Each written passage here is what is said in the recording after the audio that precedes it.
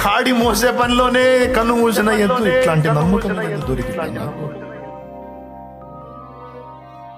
ఏడ్చాడు బోర్న. దైవజనుడికి సిగ్గేసింది. ఈ ఎద్దును గురించి ఆ యజమానుడు అన్న మాట నా తండ్రి నన్ను గురించి అంటాడా? అయ్యో అనడు కదా.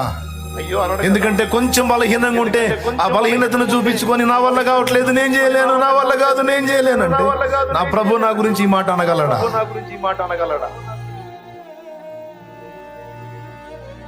నేను అవసరమైతే నడిచి వెళ్తా. నా ప్రభు పనిలో, ఆయన సువార్త వ్యాప్తిలో, ఆత్మల రక్షణలో నేను కూడా ప్రాణం పెట్టినంత వరకు కష్టపడతా. నా తుది శ్వాస విడిచేంత వరకు నేను అవసరమైతే సేవలోనే చచ్చిపోతా. ప్రకటిస్తా చచ్చిపోతా.